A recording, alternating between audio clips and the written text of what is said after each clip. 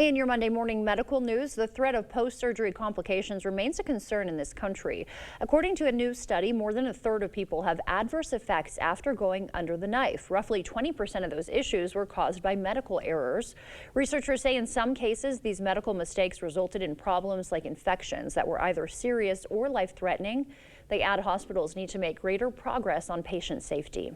Another new study out of Australia finding standing desks may actually be bad for your health. Researchers found prolonged standing may not improve heart health. It could even cause other problems. While prolonged sitting has long been associated with things like obesity and diabetes, researchers found standing did not reduce the risk.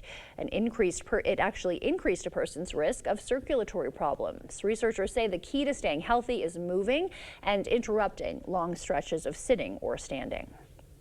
With the holiday season approaching, many of us will have our fair share of sugar. The American Heart Association says on average we eat more than 2 to 3 times the recommended amount of sugar every day. Kirsten Mitchell has some tips for cutting back during the holidays.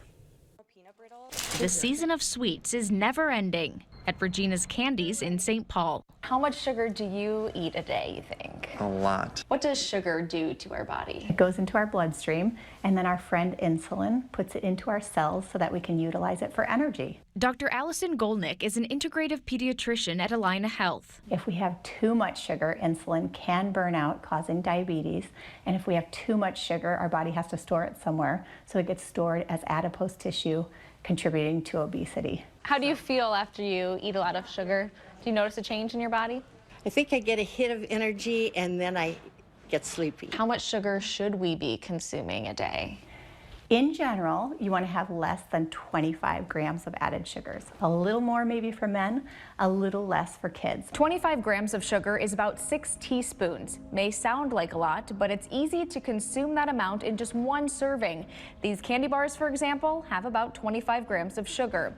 And soda, an astounding 75 grams. So drinking one of these bottles would be about 3 times your daily limit. Diet or zero sugar labeled foods contain artificial sweeteners, which doctors say can be harmful too. The big whammy with these is that they're like 100 times as sweet as sugar. So they're training our taste buds to love sugar and want more and more and more. Dr. Golnick recommends pairing sweets with fiber or protein, eating a savory breakfast instead of sweet, and taking a walk after eating. I think there are more healthy things that are easy to grab instead of a cookie if you have discipline. Discipline and understanding often confusing nutrition labels can help set you up for sweet success. Experts have another helpful tip for identifying sweeteners in food labels. Look for ingredients that end in ose, like fructose, dextrose, and maltose.